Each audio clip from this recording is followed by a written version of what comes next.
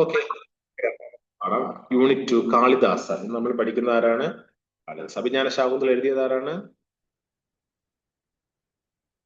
This unit ഈ പാഠം will അക്വൈന്റ് എന്ന് വെച്ചാല് make something or someone familiar. നമ്മളെ എന്തിലോട്ട് ഫെമിലിയർ ആക്കുക?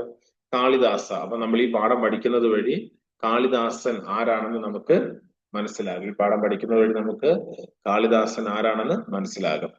ദ മാൻ മനുഷ്യൻ, the myth myth and creative genius. അപ്പൊ അദ്ദേഹം ഒരു മനുഷ്യനാണ്, അതേസമയം ഒരു മിത്തുമാണ്. മിത്ത് എന്ന് പറഞ്ഞാൽ എന്താണ്? MYTH myth. MYTH myth.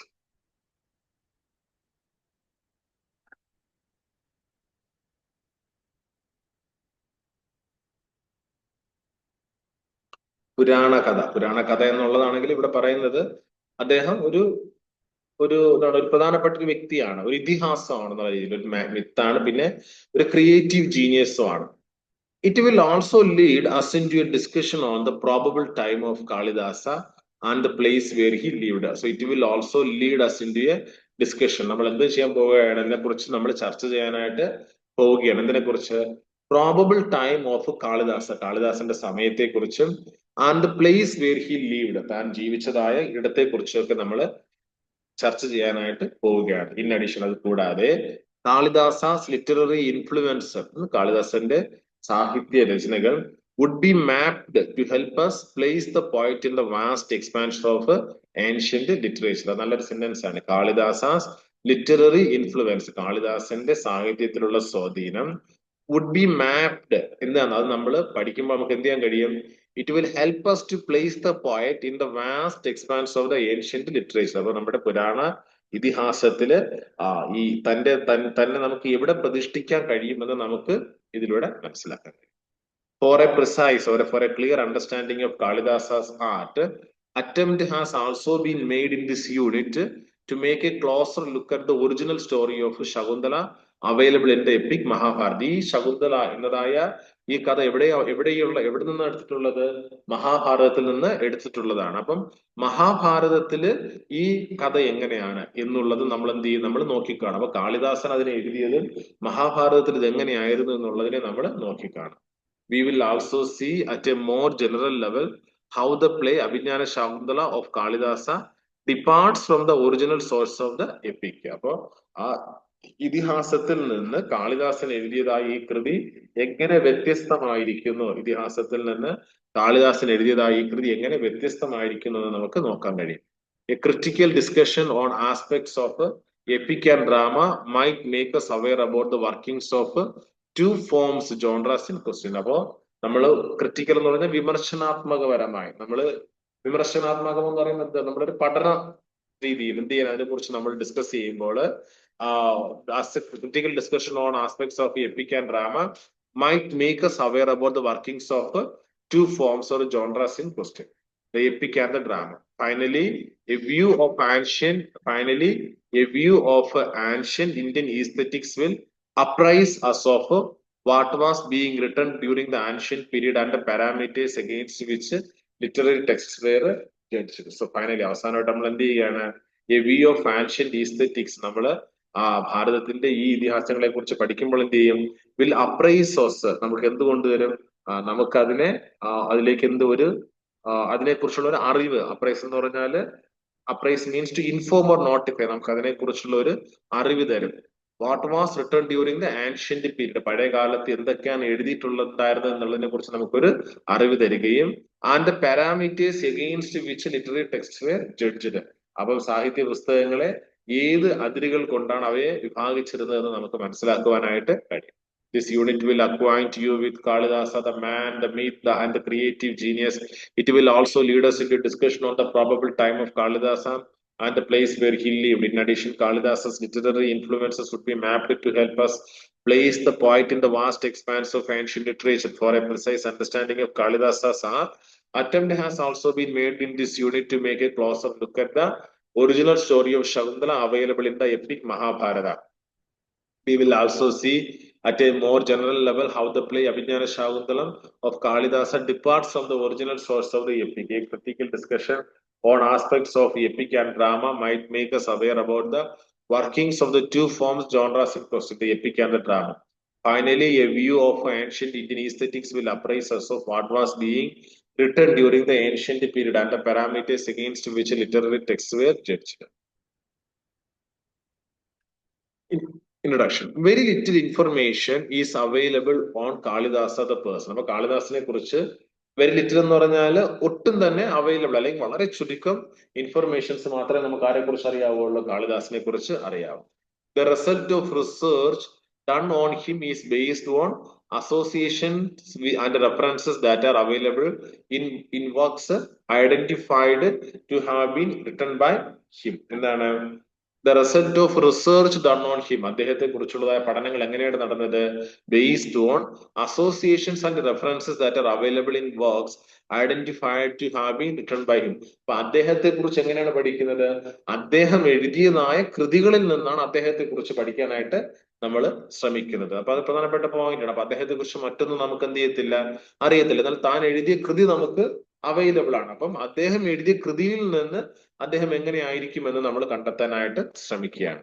കാളിദാസാസ് text help us understand his world and they give us clues of his. നോക്കി നമ്മളിപ്പോ ഒരു ചില ആൾക്കാർ എഴുതുന്നതായ ടൈമില് അവരുടെ കൃതികൾക്ക് എപ്പോഴും എന്ത് കാണും, അവരുടേതായ ഒരു തനതായ ഇത് കാണും. ഇപ്പൊ ചില സിനിമകളായിരുന്നാലും ആ പ്രൊഡ്യൂസേഴ്സ് എന്തായിരിക്കും ചെയ്യുന്നത്, അത് നമ്മളത് കാണുമ്പോൾ തന്നെ അത് ആരാണ് അതിനെ ഉണ്ടാക്കിയത് നമുക്ക് കാണാനായിട്ട് അത് അറിയാനായിട്ട് പറ്റും. ഇപ്പൊ ചില കഥകൾ വായിക്കുമ്പോഴും അത് ആരെഴുതിയതാണ്, അപ്പൊ എഴുത്തുകാരന്റെ ഒരു കയ്യൊപ്പ് അതിൽ എപ്പോഴും എന്ത് ചെയ്യും കാണും. അതുപോലെ കാളിദാസാസ് ടെക്സ്റ്റ്, കാളിദാസന്റെ ടെക്സ്റ്റുകള് ഹെൽപ്പ് us അണ്ടർസ്റ്റാൻഡ്, നമുക്ക് മനസ്സിലാക്കാനായിട്ട് സഹായിക്കുന്ന ഹിസ് വേൾഡ്, തന്റെ കാലവും, and they give us clues to his time. അപ്പൊ ആ അദ്ദേഹത്തിൻ്റെതായ കൃതികള് നമ്മൾ പഠിക്കുമ്പോൾ, അദ്ദേഹത്തിൻ്റെതായ കൃതികൾ നമുക്ക് പഠിക്കുമ്പോൾ നമുക്ക് എന്ത് മനസ്സിലാകും, അദ്ദേഹത്തിന്റെ കാലഘട്ടത്തെ നമുക്ക് മനസ്സിലാക്കുവാനായിട്ട് കഴിയും. അദ്ദേഹത്തിന്റെ കാലഘട്ടത്തെ നമുക്ക് എന്ത് ചെയ്യാനായിട്ട് കഴിയും, മനസ്സിലാക്കാനായിട്ട് കഴിയും. ഒരു 100 വർഷം മുമ്പ് എഴുതിയതായ ഒരു കൃതിയാണെങ്കിൽ ആ കൃതിയിൽ ഇങ്ങനെ എഴുതിയിരിക്കുമോ, ഞാന് നടന്നു പോകുന്നതായ സമയത്ത് എതിരെ ഒരു മെർസിഡസ് കാർ വരുന്നത് കണ്ടു, അങ്ങനെ എഴുതുമോ? ഇല്ല. അന്ന് ഒരു 100 വർഷം മുമ്പ് എഴുതിയതായ കൃതിയിൽ എന്തായിരിക്കും എഴുതിയിരിക്കുന്നത്, വിദ്യ? ഞാൻ നടന്നു പോകുന്ന സമയത്ത് ഒരു ഒരു കാളവണ്ടി എതിരെ വരുന്നത് നിങ്ങൾക്ക് മനസ്സിലാവുന്നുണ്ട്, ഒരു കാളവണ്ടി എതിരെ വരുന്നത് കണ്ടു. അപ്പൊ നമ്മൾ ആ കഥ പഠിക്കുമ്പോൾ ആ കാലഘട്ടവും നമുക്ക് എന്ത് ചെയ്യാനായിട്ട് കഴിയും, മനസ്സിലാക്കുവാനായിട്ട് കഴിയും. ജനറലി, സാധാരണയായിട്ട് in approaching a text our movement of inquiry is from the outside world or the of the writer to the inside world of the text. നമ്മൾ സാധാരണ എങ്ങനെയാണ് ഒരു കഥാകൃത്തിനെ കുറിച്ച് നമ്മൾ പഠിക്കുന്നത്, ഇൻ അപ്രോച്ചിങ് എ ടെക്സ്റ്റ് നമ്മൾ സാധാരണയായി ഒരു ഭാഗത്ത് നമ്മൾ പഠിക്കുന്നത് inquiry is from the outside world of the writer to the inside world of the text. ഒരു ആദ്യം ലേഖകനെ കുറിച്ച് നമ്മൾ പഠിക്കും. ആദ്യം നമ്മൾ എന്ത് ചെയ്യും, ആ ലേഖകനെ കുറിച്ച് പഠിക്കുകയും പഠിച്ച ശേഷമാണ് ആ കൃതിയെ കുറിച്ച് നമ്മൾ പഠിക്കുന്നത്. ഇപ്പൊ ഞാൻ എഴുതിയതായ ഒരു കൃതിയാണ് നിങ്ങൾ പഠിക്കുന്നതെങ്കിൽ ആദ്യം ഞാൻ എന്നൊരു വ്യക്തി നിങ്ങൾ പഠിക്കും, പഠിച്ചിട്ട് ഞാൻ എഴുതിയ കൃതിയെ കുറിച്ച് പഠിക്കും. അങ്ങനെയാണ് നമ്മൾ സാധാരണഗതിയിൽ ചെയ്യാറുള്ളത്. അത് ഒരു പോയിന്റ് ആണ്. പക്ഷേ in the case of Kalidas, എന്നാൽ കാളിദാസിന്റെ കാര്യത്തില് however the opposite takes place. കാളിദാസിന്റെ കാര്യത്തിൽ അങ്ങനെയാണോ സംഭവിക്കുന്നത്? അല്ല. എന്തുകൊണ്ടാണ്? കാരണം കാളിദാസിനെ കുറിച്ച് മറ്റൊന്നും നമുക്ക് അറിയത്തില്ല. ആകെ ഉള്ളത് അദ്ദേഹത്തിന്റെ കൃതി മാത്രമാണ്. മറ്റെല്ലാ എഴുത്തുകാരിലും എന്താണ് ചെയ്യുന്നത്, ആദ്യം എഴുത്തുകാരനെ കുറിച്ച് പഠിക്കുകയും തുടർന്ന് എഴുത്തിനെ പഠിക്കുകയും ചെയ്യും. ഇവിടെ എഴുത്തുകാരനെ കുറിച്ച് പഠിക്കാൻ നമുക്ക് എഴുത്തുകാരനെ കുറിച്ച് ഒന്നും അറിഞ്ഞുകൂടാ. ആകപ്പാടെ എന്തെങ്കിലും എഴുത്തുകാരനെ കുറിച്ചുള്ള അറിവ് നമുക്ക് കിട്ടുന്നത് ഇവിടെ നിന്ന് മാത്രമാണ്, ആ എഴുത്തുകാരന്റെ എഴുത്തിൽ നിന്ന് മാത്രമാണ്. In the case of Kalidasa, however, the opposite takes place. Because we have scarce information about his surroundings, we are forced to look at his text. നമുക്ക് അദ്ദേഹത്തെ കുറിച്ചുള്ള അറിവ് വളരെ ചുരുക്കമായതുകൊണ്ട് we have to look at his text first. ആദ്യമായിട്ട് അദ്ദേഹത്തിന്റെ എന്ത് നോക്കണം, നമുക്ക് ആകെ പഠിക്കാൻ പറ്റുന്നത് അദ്ദേഹത്തിന്റെ ടെക്സ്റ്റ് മാത്രമാണ്. And then make our impression about the world he inhabited. എന്നിട്ടാണ് അദ്ദേഹം ജീവിച്ചിരുന്നതായ കാലഘട്ടത്തെ കുറിച്ച് നമ്മൾ മനസ്സിലാക്കാനായിട്ട് ശ്രമിക്കുന്നത്. Hence an inversion takes place in the case of Kalidasa. അതുകൊണ്ട് കാളിദാസന്റെ കൃതികളിൽ നിന്ന് ഒരു ഇൻവേർഷൻ സംഭവിക്കുകയാണ്. In Kalidasa,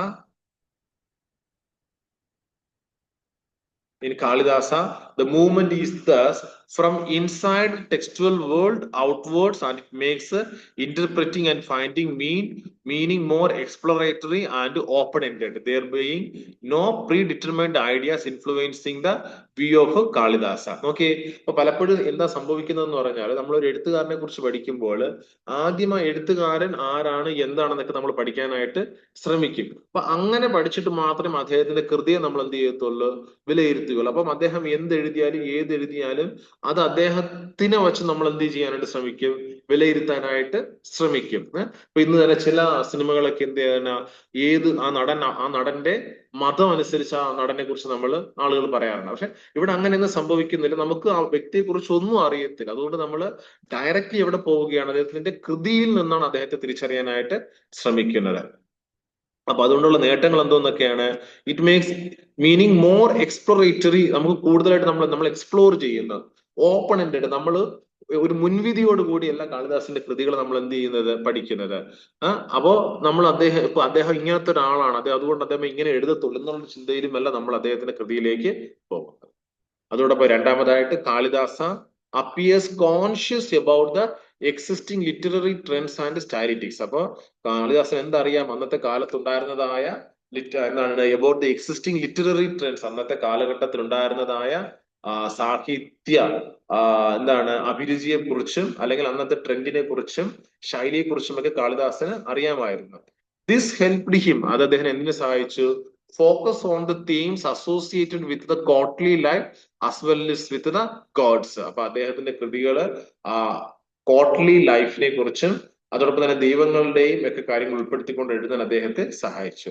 ഈ സബ്ജക്ട് വാസ് ലോഫ്റ്റി, അദ്ദേഹത്തിന്റെ വിഷയങ്ങൾ എങ്ങനെയുള്ളതാണ്, ലോഫ്റ്റി, വളരെ ഉയർന്നതായിരുന്നു. It is believed that he was among the 9 gems, Navaratnas in the court of Chandragupta second. ചന്ദ്രഗുപ്ത സെക്കൻഡിന്റെ ആ കൊട്ടാരത്തിനകത്തുള്ള എന്താണ് 9 ജെംസിൽ ഒരാളായിരുന്നു ആരെന്നാണ് വിശ്വസിക്കപ്പെടുന്നത്, ആരാണെന്നാണ് കരുതപ്പെടുന്നത്, കാളിദാസൻ എന്നാണ് കരുതപ്പെടുന്നത്. He was A court poet, അദ്ദേഹം ഒരു കോർട്ട് പോയിറ്റുമായിരുന്നു. And he followed the tradition of courtly drama with an eye on the whims and fancies of the nobility. എന്താണ് അവരുടെ നൊബിലിറ്റി എന്ന് വെച്ചാൽ എന്താണ് ഉന്നത കുലത്തിൽ നിൽക്കുന്ന അവരുടെ വിൻസ് ആൻഡ് ഫാൻസീസ് എന്ന് വെച്ചാല്, വിംസ് ആൻഡ് ഫാൻസീസ് എന്ന് വെച്ചാല് ആഗ്രഹങ്ങളും ഇച്ഛകളും അഭിലാഷങ്ങളും അല്ലെങ്കിൽ അവരുടെ ഇഷ്ടങ്ങൾ. അപ്പൊ അവരുടെ ഇഷ്ടങ്ങൾക്ക് കൂടെ പ്രാധാന്യം കൊടുത്തുകൊണ്ടായിരുന്നു ആരെഴുതിയിരുന്നത്, കാളിദാസൻ എഴുതിയിരുന്നത്.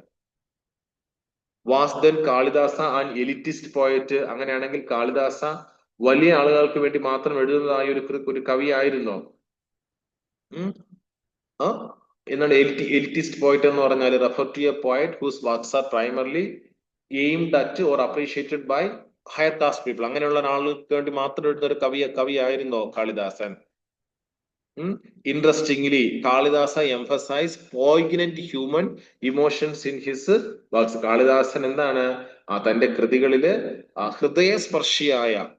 ഹൃദയസ്പർശിയായ മാനുഷിക വികാരങ്ങളെ കൊണ്ടുവരാൻ ആർക്ക് കഴിഞ്ഞു? കാളിദാസന് കഴിഞ്ഞു. അപ്പൊ ഇതെങ്ങനെ കൊണ്ടുവരുന്നത് കൊണ്ട് ഇത് സാധാരണക്കാരനെയും ശക്തമായിട്ട് അദ്ദേഹത്തിന്റെ കൃതികള് സ്വാധീനിച്ചിരുന്നു. Kalidasa should be seen under the large paradigm of classical writing. അപ്പോ ക്ലാസിക്കൽ എഴുത്തുകളിലെ ഒരു പ്രധാന കൃതിയാണ്, ഒരു പ്രധാന എഴുത്തുകാരനാണ് ആര് എന്നുള്ളത്? കാളിദാസൻ എന്ന്. എല്ലാ പോയിന്റ്സ് ഇല്ലെങ്കിലും കുറെ പോയിന്റ്സ് ഒക്കെ ഓർമ്മയിലില്ലേ? അദ്ദേഹത്തിനെ കുറിച്ച് നമ്മൾ വീണ്ടും പഠിക്കും, അപ്പൊ നമുക്ക് കുറെ കൂടെ ഐഡിയ കിട്ടും. Very little information is available on Kalidasa the person. The result of research done on him is based on associations and references that are available in works identified to have been written by him. Kalidasa's texts help us understand his world and they give us clues to his time. Generally, in approaching a text, our movement of inquiry is from the outside world of the writer to the inside world of the text. In the case of Kalidasa, however, the opposite takes place. Because we have scarce information about his surroundings, we are forced to look at his text first, then and make our impression about the world he inhabited. Hence, an inversion takes place in the case of Kalidasa. In Kalidasa, the movement is thus from inside the textual world outward, and it makes interpreting and finding meaning more exploratory and open-ended, there being no predetermined ideas influencing the view of Kalidasa. Secondly, Kalidasa appears conscious about the existing literary trends and stylistics. This helped him focus on the themes associated with the courtly life as well as with the gods. His subject was lofty. It is believed that he was among the 9 Navaratnas in the court of Chandragupta II. And as a court poet, he followed the tradition of courtly drama with an eye on the whims and fancies of the nobility. Was then Kalidasa an elitist poet? Interestingly, Kalidasa emphasized poignant human emotions in his works. This might have struck a chord with the ordinary people. Yet Kalidasa should be seen under the larger paradigm of classical right.